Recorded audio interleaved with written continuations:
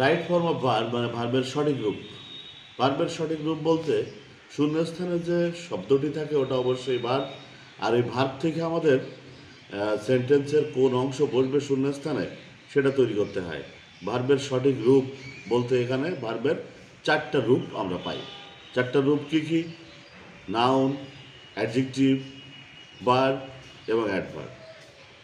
এর ভিতরে ভার্ব বলতে আমরা বুঝি সত্যিকারের ভার্ব, যা টেন্স বা ফাইনাইট ভার্ব নামে আমরা জানি। আর নাউন, অ্যাডজেক্টিভ বা অ্যাডভার্ব হলো নন ফাইনাইট ভার্ব, যেগুলো ভার্বের থেকে জন্ম কিন্তু ভার্ব নয়। নাউনের মতো কাজ করে তখন নাউন, অ্যাডজেক্টিভের মতো কাজ করে অ্যাডজেক্টিভ, অ্যাডভার্বের মতো কাজ করে অ্যাডভার্ব।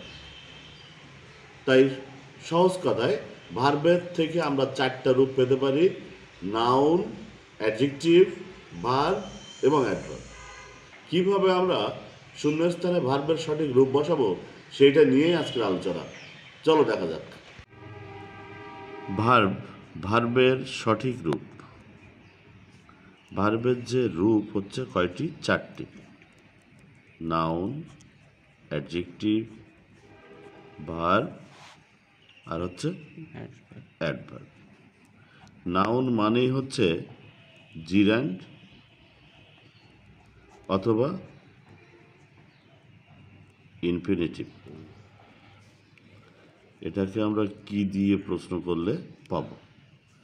এবং এই কাজটি করার নাম, কাজ করার নাম বোঝাবে। এবং এটা অবশ্যই থার্ড পারসন সিঙ্গুলার নাম্বার। যখন আমি অ্যাডজেক্টিভে যাব, অ্যাডজেক্টিভ মানেই প্রেজেন্ট পার্টিসিপল অথবা পাস্ট পার্টিসিপল অথবা পারফেক্ট পার্টিসিপল। প্রেজেন্ট পার্টিসিপল হচ্ছে অ্যাক্টিভ এবং চলমান অর্থে, পাস্ট পার্টিসিপল প্যাসিভ এবং অনির্দিষ্ট পূর্বঘটিত অর্থে, আর পারফেক্ট পার্টিসিপল অ্যাক্টিভ এবং নির্দিষ্ট পূর্বঘটিত অর্থে। এবং এই তিনটে অ্যাডজেক্টিভই কেমন দিয়ে বা কেমন অবস্থায় দিয়ে প্রশ্ন করলে পাব। তারপরে যাচ্ছি যখন আমি অ্যাডভার্বের কথায় যাই, আগে ভার্বের আগে, ভার্ব থেকে যখন অ্যাডভার্বে যখন যাব তখন এটা প্রেজেন্ট পার্টিসিপল, এটা কিভাবে দিয়ে প্রশ্ন করলে পাব। আরেকটা হচ্ছে ইনফিনিটিভ। ইনফিনিটিভ কেন বা উদ্দেশ্য দিয়ে প্রশ্ন করলে আমরা পাব। তারপরে আসছে ভার্ব। ভার্বের থেকে ভার্ব মানে হচ্ছে ফাইনাইট ভার্ব, তার মানেই টেন্স। এখানে অক্সিলারি ভার্ব এবং প্রিন্সিপাল ভার্ব দুইটা থাকবে, এবং এটাও অ্যাক্টিভ হতে পারে অথবা প্যাসিভ হতে পারে। এই ফাইনাইট ভার্ব আবার তিন প্রকার, যেমন বলছি আমরা ট্রানজিটিভ ভার্ব মানে যার অবজেক্ট আছে, ইনট্রানজিটিভ ভার্ব যার অবজেক্ট নাই, আর একটার নাম লিঙ্কিং ভার্ব যার কমপ্লিমেন্ট আছে।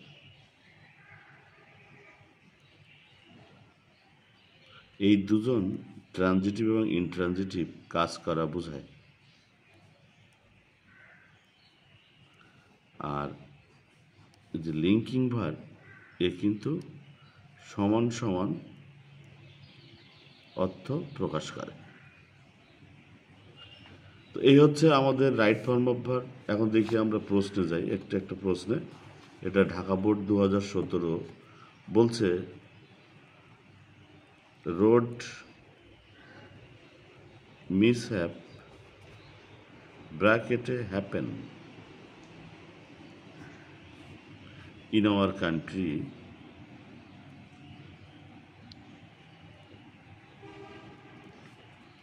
almost every day.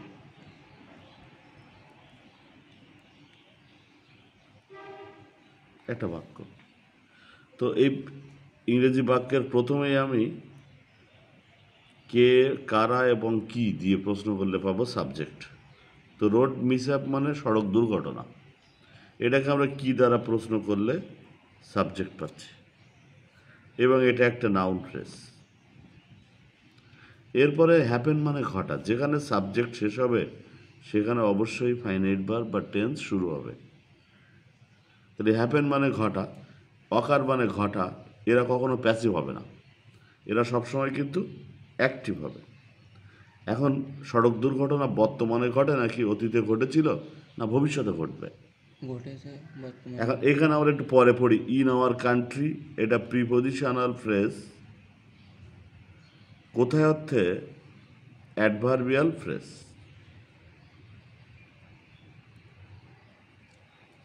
Almost everyday, প্রায় প্রত্যেক দিন, এটা কখন দিয়ে প্রশ্ন করলে এটাও পাচ্ছি আমি অ্যাডভার্বিয়াল ফ্রেজ। তাহলে আমার এই জায়গাটা খেয়াল করতে হবে যে অলমোস্ট এভরিডে, প্রায় প্রত্যেক দিন, ঘটতো না ঘটবে না ঘটে? ঘটে। বর্তমানেই ঘটে। তাহলে এই যে সড়ক দুর্ঘটনা বর্তমানেই ঘটে। এবার সাধারণভাবে ঘটে না চলমানভাবে ঘটে? সাধারণভাবে ঘটে। যা অতীতে ঘটতো বর্তমানে ঘটে, আবার ভবিষ্যতেও ঘটবে। যেমন আমরা ভাত খাই, এটা সাধারণ কাজ। তো ভাত কি শুধু এখন খাচ্ছি না তো, না, তাহলে আমরা সাধারণভাবেই খাই। ঠিক তেমনি সড়ক দুর্ঘটনা প্রায় প্রত্যেক দিন আমাদের দেশে ঘটে, এটা সাধারণ কাজ। তো হ্যাপেন এই ভার্বের প্রেজেন্ট ফর্মে এখানে বসবে। এখন সাবজেক্ট ছিল third person singular number, road mishap, সুতরাং হ্যাপেনের সাথে এস যোগ হবে। Subject third person singular number হলে আমরা প্রেজেন্ট সিম্পল টেন্সে বা প্রেজেন্ট ইনডিফিনাইট টেন্সে ভার্বের সাথে এস বা ইএস যোগ করি। এটা প্রেজেন্ট ইনডিফিনাইট টেন্স। পরের বাক্য বলছে রিসেন্টলি,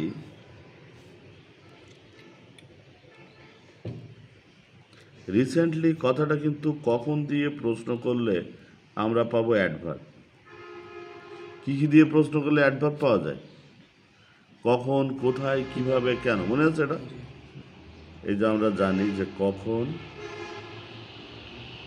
কোথায়, কিভাবে, কেন, এইগুলো দিয়ে প্রশ্ন করলে পাবো অ্যাডভার্ব। এবং অ্যাডভার্ব সাবজেক্ট বা অবজেক্ট নহে। বলছে রিসেন্টলি মানে সম্প্রতি, তাহলে এটা কিন্তু সম্প্রতি বলতে ইদানিংকালে, বর্তমানে না একটু আগে। রিসেন্টলি থাকলে সাধারণত প্রেজেন্ট পারফেক্ট টেন্স হয়। তো রিসেন্টলি ইট,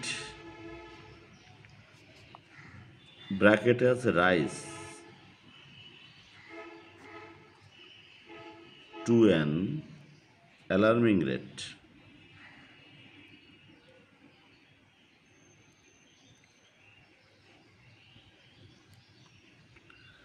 দেখো ইট কিন্তু সাবজেক্ট, কি দ্বারা প্রশ্ন করলে, আবারও সাবজেক্ট।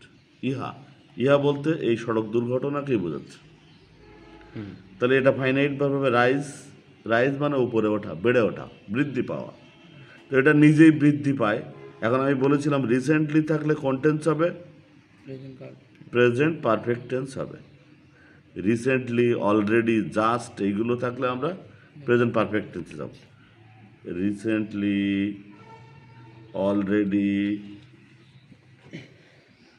জাস্ট, ঠিক আছে, এগুলো থাকলে আমরা প্রেজেন্ট পারফেক্ট টেন্স ব্যবহার করব।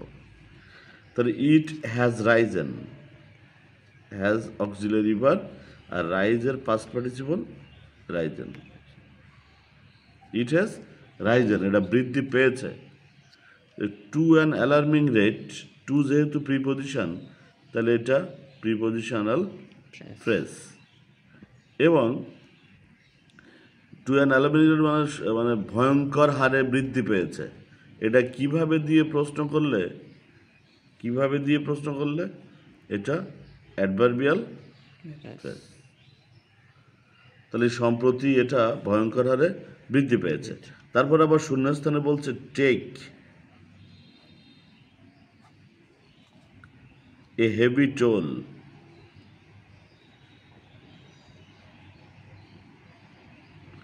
a heavy toll of human lives.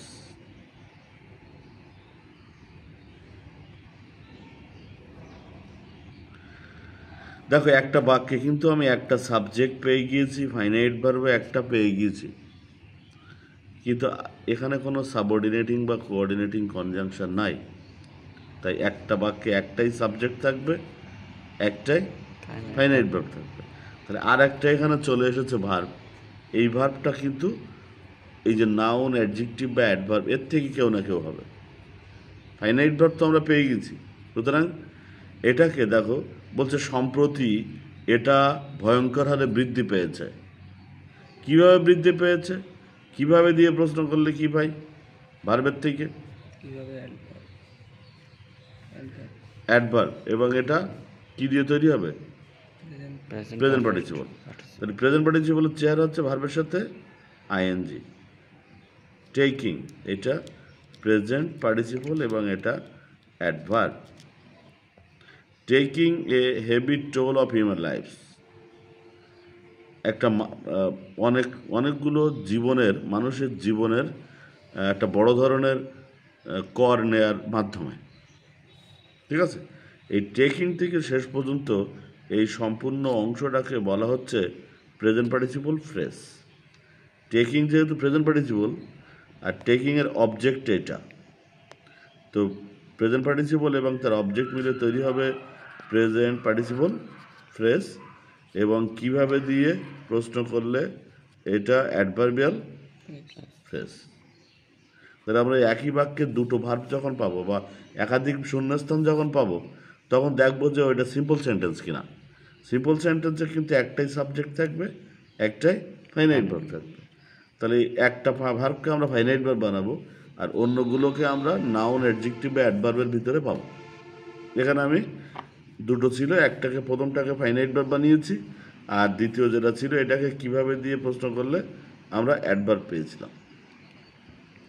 তো এইভাবে আমরা মোটামুটিভাবে রাইট ফর্ম অফ ভার্বের আলোচনায় দেখলাম যে ভার্বের যে সঠিক রূপগুলো বসানো কোনো ব্যাপারই না। এক্ষেত্রে আমাকে সেন্টেন্সের অংশগুলোকে চিনতে হবে। সেন্টেন্সের অংশ কি কি?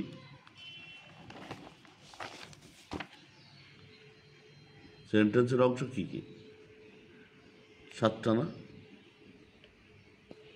সেন্টেন্সের 7টা অংশ বলতে subject, finite verb, object, complement, adverb, conjunction আর কানেক্টর।